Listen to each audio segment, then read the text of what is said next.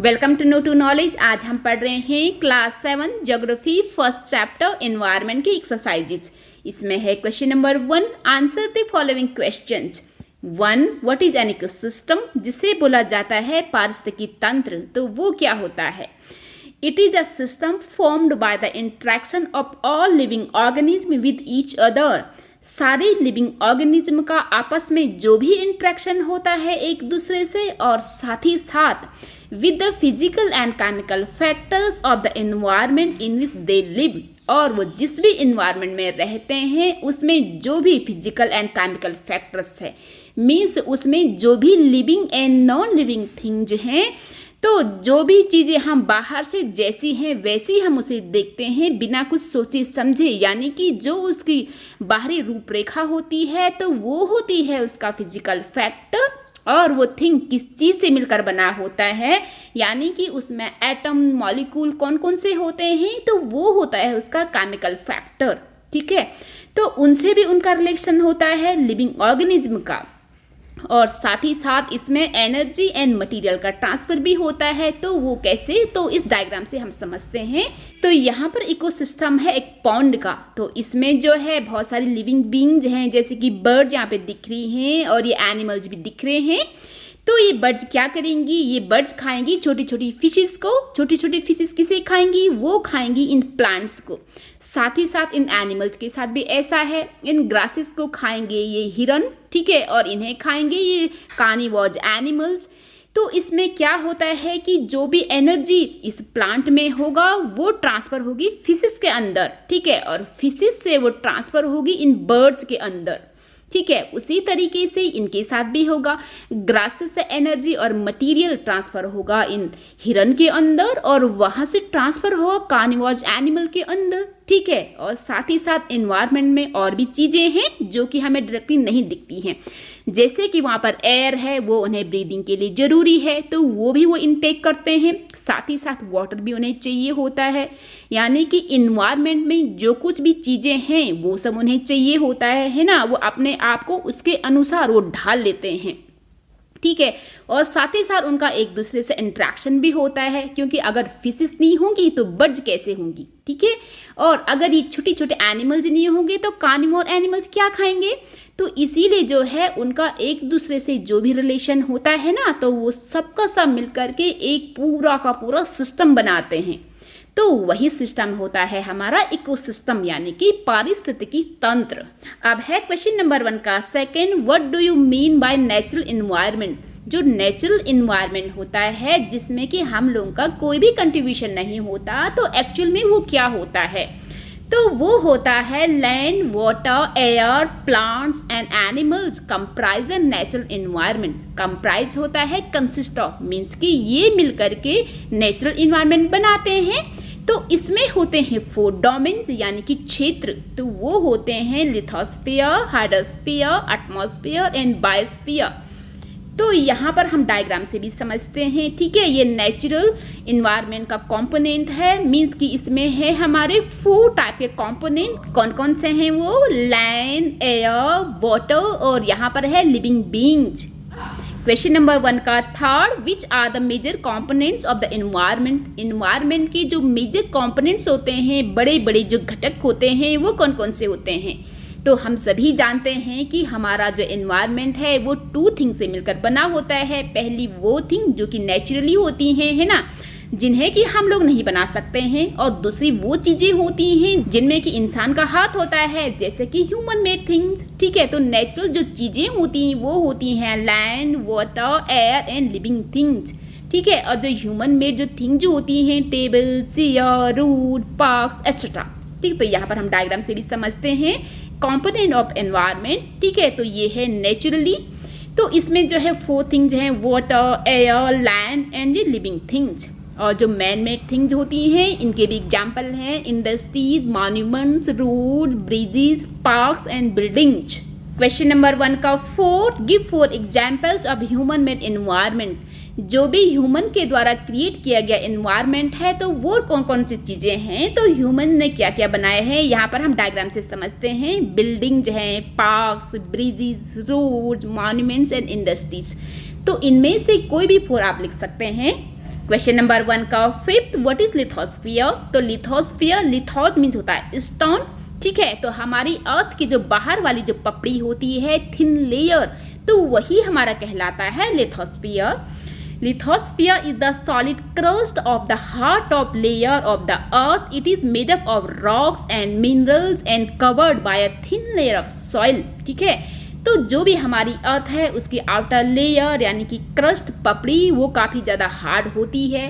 तो वो किसकी बनी होती हैं? वो रॉक्स की बनी होती हैं, और रॉक्स जो है ना वो मिनरल्स के बने होते हैं। उन्हीं रॉक्स से जो है ना टूट फूट करके सॉइल बनता है। तो वो पूरा का पूरा जो पपड़ी होती है वो इन्हीं से मिलकर बनी होती है। It is an irregular surface, obviously वो इरेगुलर ही होगी, वो स्मूथ तो नहीं हो सकती क्योंकि उसमें अनेकों लैंडफॉर्म जो आने हैं, ठीक है, with various landforms such as mountains, plateaus, plains and valleys, etc. Landforms are found over the continents and also on the ocean floor.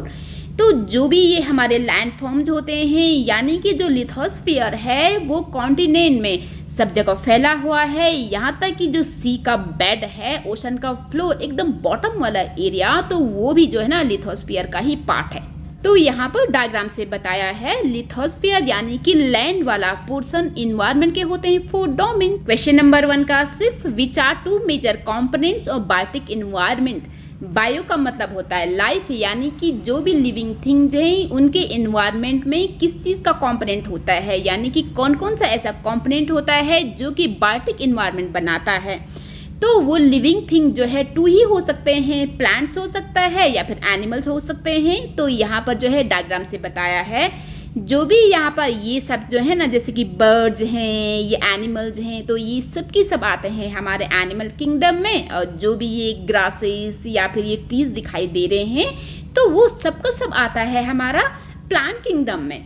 Question number 1 का 7th, व्हाट इज बायोस्फीयर? यानी कि जो बायोस्फीयर है वो क्या है? तो उसमें जो है तीनों जोन मिलते हैं, लैंड, वाटर एंड एयर, ठीक है। यानी कि वो वाला स्फीयर, वो वाला डोमेन जो कि सिर्फ और सिर्फ लिविंग बीइंग से बना हो, तो इसको हम वर्ड वर्ड पढ़ते हैं।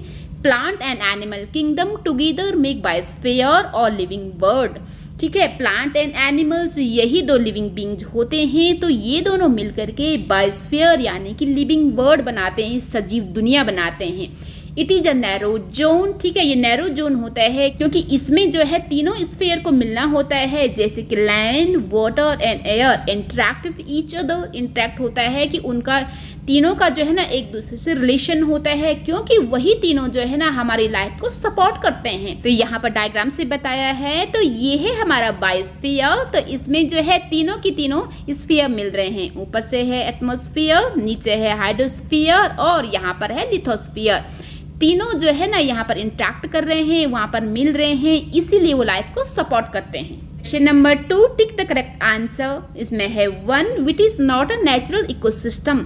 इसमें जो है जो नेचुरल इकोसिस्टम है वो कौन सा नहीं है। तो पहले हम ये देखते हैं कि कौन कौन से जो है ना नेचुरल इकोसिस्टम है, यानी कि नेचर ने उन्हें खुद से बनाया है। तो डेजर्ट भी जो है ना नेचर ने ही बनाया है, फॉरेस्ट भी नेचर ने ही बनाया है। तो इसमें जो है एक्वेरियम है, यानी कि जहाँ पर फिशेस रहती है ना, तो वो होता है एक्वेरियम। तो ये जो है ना इंसानों के द्वारा बनाया हुआ है। तो ये है हमारा जो कि नेचुरल इकोसिस्टम नहीं है। तो अब है इसमें 2, which is not a component of human environment, यानी कि वो कौन सा कॉम्पोनेंट है जो कि ह्यूमन एनवायरनमेंट का नहीं है।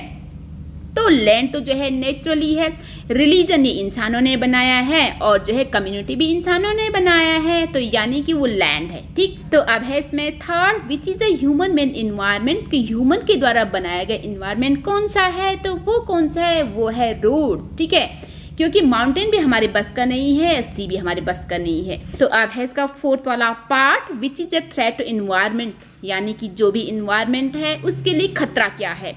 तो खतरा क्या हो सकता है, बढ़ती हुई जनसंख्या खतरा है, क्योंकि हम जो है ना इन्वायरमेंट को काफ़ी ज़्यादा नुकसान पहुंचाते हैं। इसलिए जिस तरीके से हमारी पॉपुलेशन बढ़ेगी तो इन्वायरमेंट को उस हिसाब से खतरा बढ़ता जाएगा, ठीक है। तो इसमें है बी वाला आंसर करेक्ट। तो ए और सी इसलिए नहीं हो सकता है क्योंकि ग्रोइंग प्लांट्स भी जो है फायदेमंद होता है, ठीक है, और ग्रोइंग क्रॉप्स भी जो है ना ये भी प्लांट का ही पार्ट होता है। तो वो भी जो है फायदेमंद होता है। तो बी ही इसमें करेक्ट आंसर है। Question number 3, match the following. तो इसमें जो है उन्होंने एक साइड 4 टॉपिक दिए हैं, तो दूसरी साइड जो है ना 6 टॉपिक्स दिए हैं। तो इसमें से जो है हमें क्या करना है कि हो सकता है कुछ कुछ पॉइंट्स इसमें रॉन्ग हो सकते हैं इस वाले में, ठीक है, या फिर ये भी हो सकता है कि किसी एक के दो भी हो सकते हैं। तो अब हम ये देखते हैं कि कौन सा वाला जो ऑप्शन है वो सही है। तो पहले हम ऐसा करते हैं कि इसको पढ़ते हैं, ये राइट वाला। तो इसमें क्या है कि blanket of air which surrounds the earth, यानी कि जो एयर की ब्लैंकेट है वो अर्थ को घेरे रहती है, तो वो कौन सी होती है? तो वो होती है हमारा एटमॉस्फेयर, ठीक है। तो इसके अलावा और भी नहीं है। तो अब है बी, डोमेन ऑफ वाटर। तो वो क्या है? वो है हमारा हाइड्रोस्फीयर, क्योंकि हाइड्रो का मतलब होता है वाटर।